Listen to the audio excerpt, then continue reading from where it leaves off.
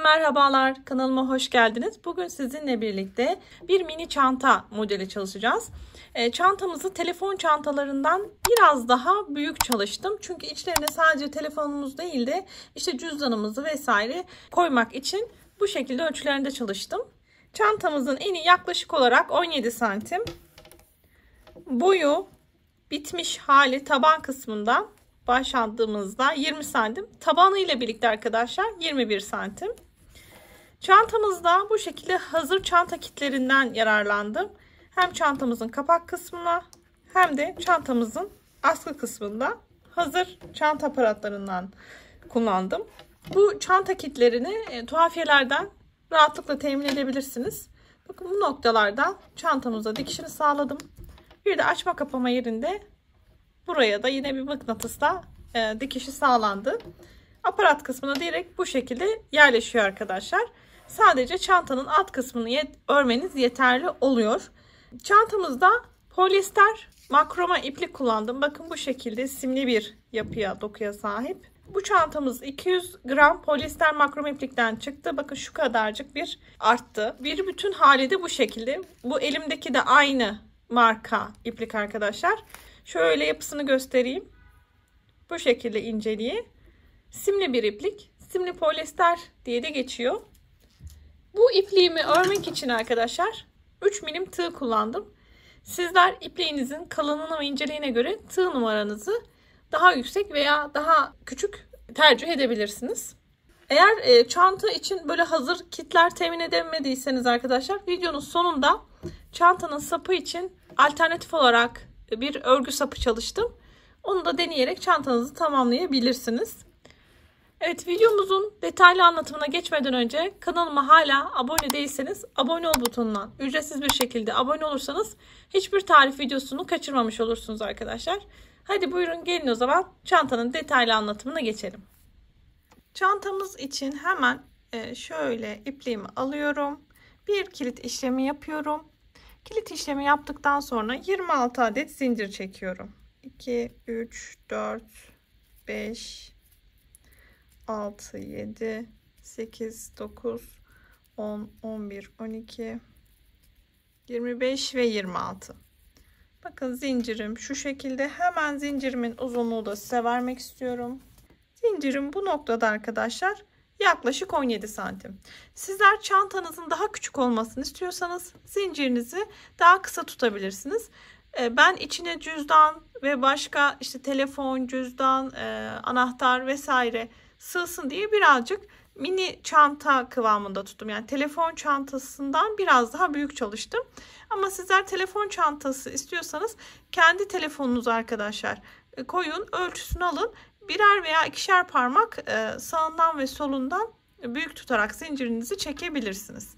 Şimdi bu noktada zincirimin arkasını şu şekilde çeviriyorum. Ve bakın arkasında arkadaşlar diş gözüken ilmekler var. Tek birer tane gözüken ilmekler var. Normalde batarken bakın şöyle batıyoruz. Ama burada örgümüzün ortasında açıklık olmaması adına zincirimi çeviriyorum. Ve bu noktada arkadaşlar gözüken ilk dişe batıyorum. Bakın normalde buraya batacaktım. Buraya batmıyorum. Arkasında gözüken tek ilmeğe batıyorum. Arkadan ilmeğimi çıkartıyorum. Bir tane sık iğne yapıyorum. Şimdi bu noktaya arkadaşlar 3 tane sık iğne yapacağım. İlkini yaptım 1. İkincisi aynı ilmeği bir tane daha batıyorum. Ve 3. Dolayısıyla arttırma yapmış oldum. Devam ediyorum arkadaşlar. Bakın yanında gelen ilk diş batıyorum buna. Ve bir tane sık iğne yapıyorum. Yanında gelen yine bir tane daha diş var. Buna da sık iğne yapıyorum. Ve bu şekilde arkadaşlar sıra sonuna kadar devam ediyorum. Her bir ilmeğe bir tane sık iğne yapıyorum. Ve arkada kalan tek ilmekleri alıyorum. Bir ilmek kalana kadar sıra sonuna kadar ördüm. Buradaki 3 arttırmadan hariç bu arkadaşlar bir tane sık iğne yaptığımız sırada bakın şu noktada 23 adet sık iğnemiz olmuş oldu. Son kalan ilmeğimize de arkadaşlar 3 sık iğne birden yapıyorum. 1, 2 ve 3. Dolayısıyla başta ve sonda 3 tane sık iğne birden yapmış oldum. Şimdi arkadaşlar ilmeğimin bakın karşı tarafına geçiyorum. Zincirimin karşı tarafına.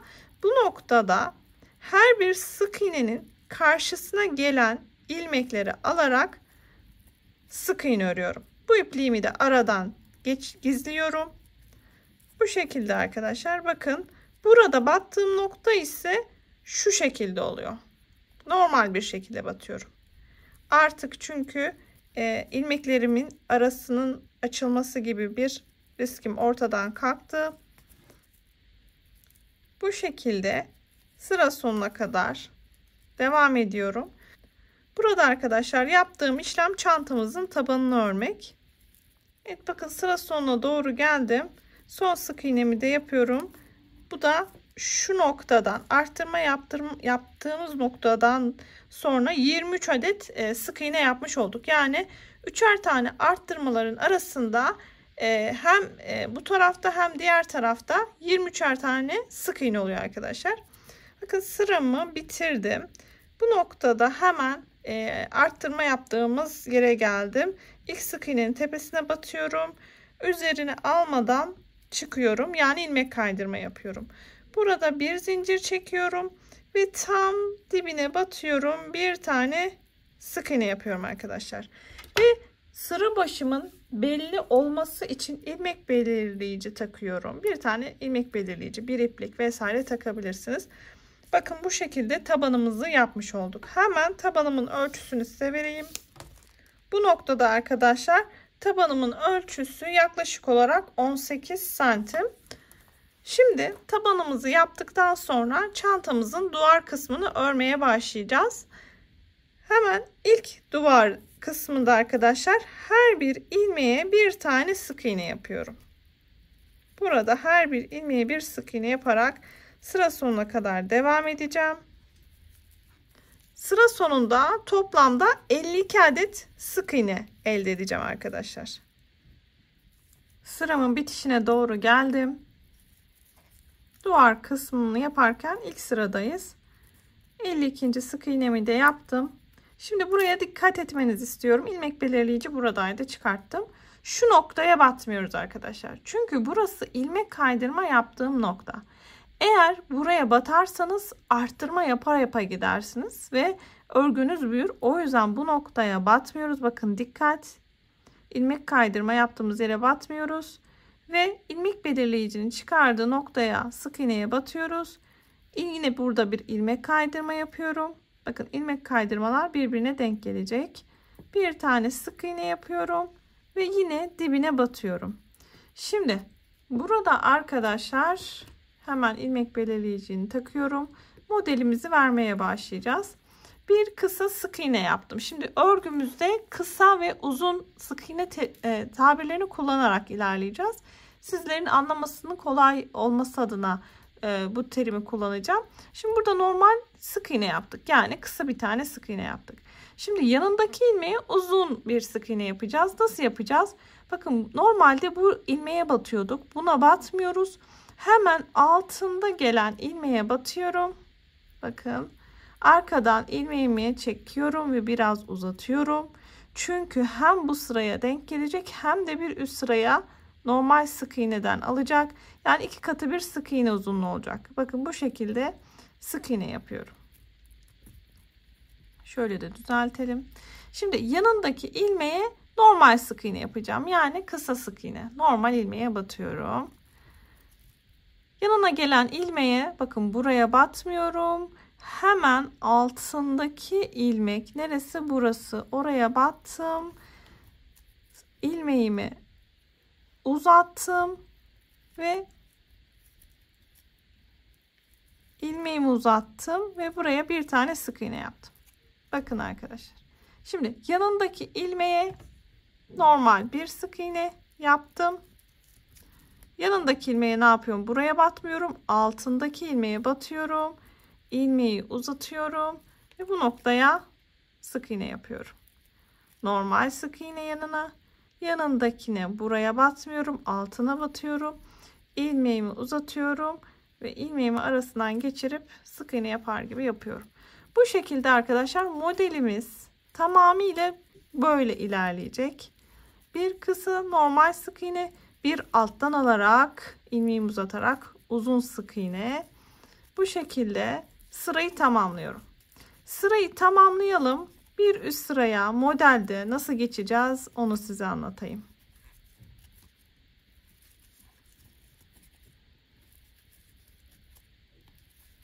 Bakın şöyle bir de göstermek istiyorum.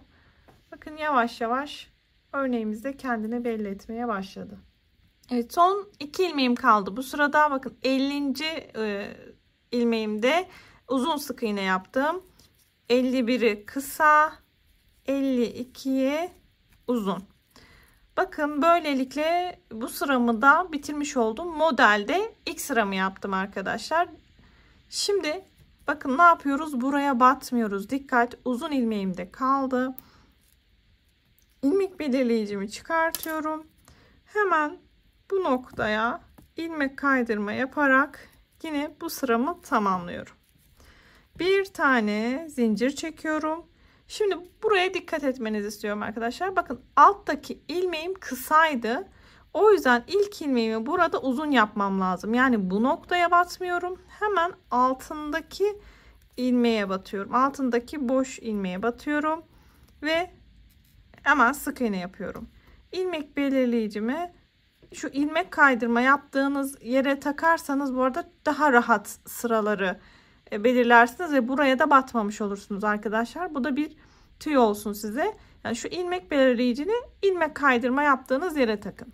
Bakın sıramı başlattım. İlk sık iğnemi yaptım. Uzun sık iğne yaptım. Şimdi yanındaki ilmeğe kısa, bir yanındakine uzun batacağım. Yani buraya batmıyorum.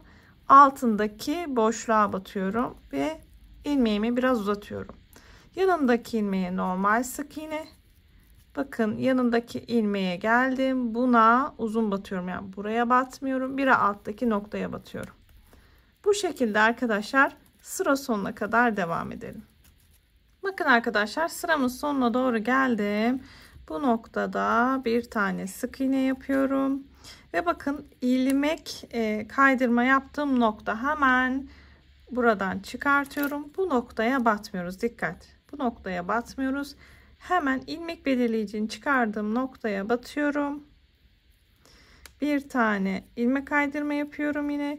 Bir zincir çekiyorum ve şu noktaya bakın bir tane sık iğne yapıyorum. Bu sefer kısa sık iğne yaptım. Çünkü bir uzun bir kısadan başlayarak gidiyor örgümüz.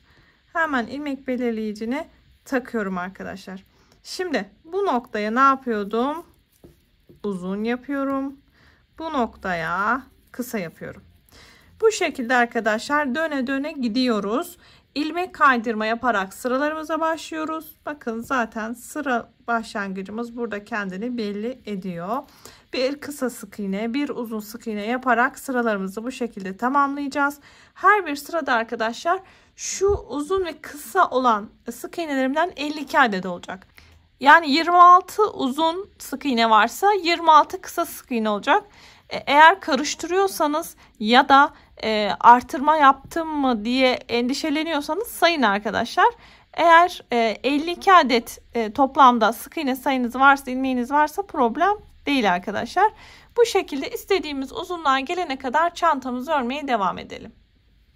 Evet arkadaşlar, mini çantamızı istediğim boyutlara gelene kadar ördüm. Hemen size buradan ölçüsünü vermek istiyorum. Bakın tabanından başlarsak şöyle bitişine kadar yaklaşık olarak 19 santim. Şimdi arkadaşlar bu noktada bitişi nasıl yapacağız hemen göstermek istiyorum. Bakın en son sık iğne yapmıştım. Bir sonraki ilmekte uzun sık iğne yapıyorum. Yanındaki ilmeğe kısa sık iğne. Hemen yanındaki ilmeğe, altındaki ilmeğe batarak uzun bir sık iğne yapıyorum. İlmek belirleyicimi çıkartıyorum. Hemen bakın ilmek kaydırmayı yapıyorum. Şimdi arkadaşlar son bir sıra normal sık iğne gideceğiz. Bu noktada bir zincir, hemen dibine batıyorum. Bakın bir zincir çektim, hemen dibine batıyorum.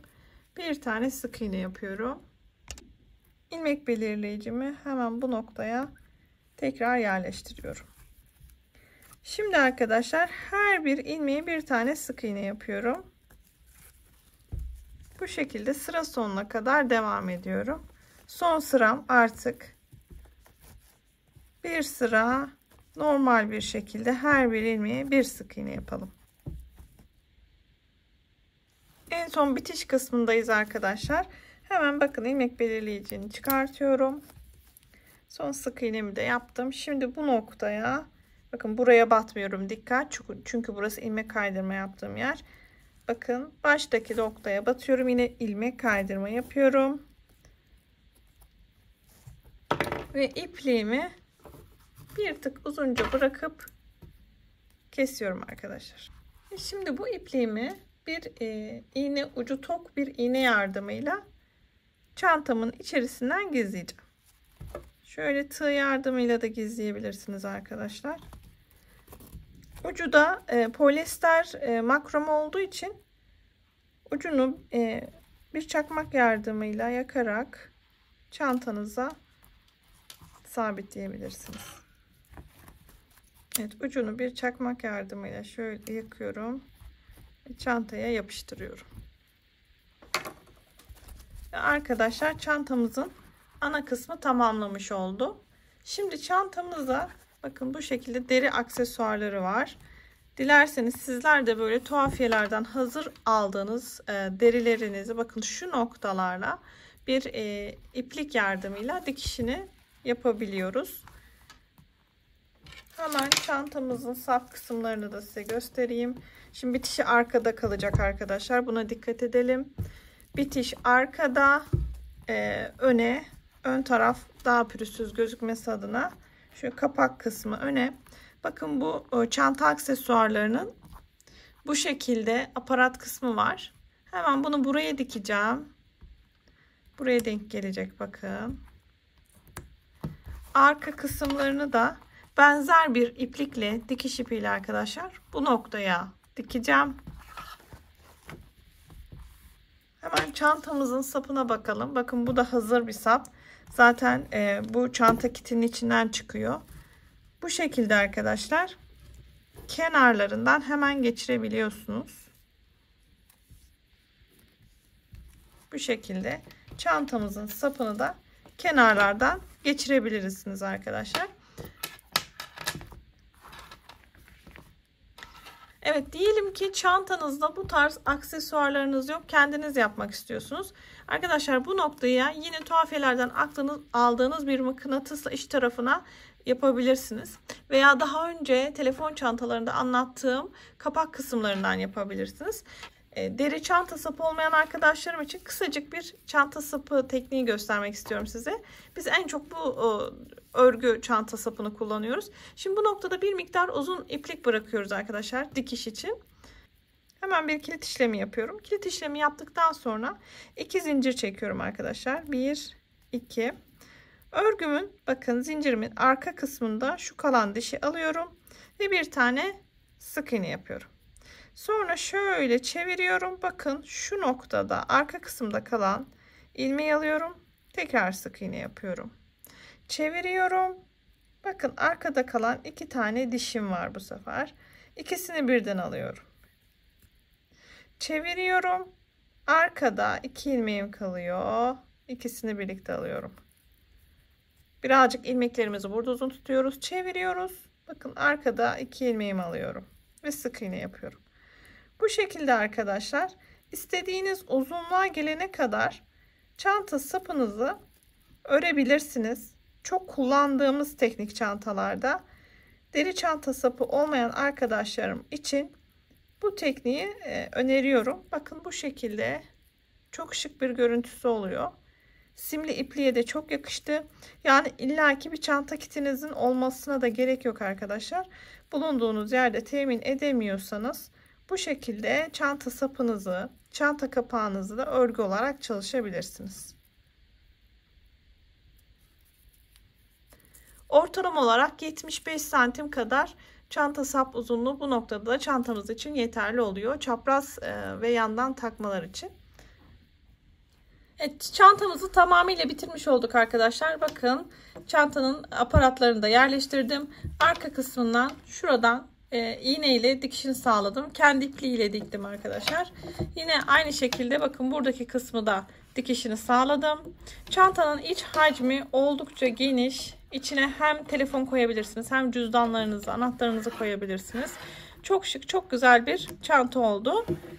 Umarım sizler de keyif alarak örmüşsünüzdür. Evet, böylece bir projenin daha sonuna geldik. Kanalıma hala abone değilseniz abone ol butonundan ücretsiz abone olmayı unutmayın arkadaşlar. Bu videoyu da beğenirseniz çok sevinirim. Bir başka örgü projesinde görüşmek üzere. Herkese keyifli çalışmalar diliyorum. Hoşça kalın.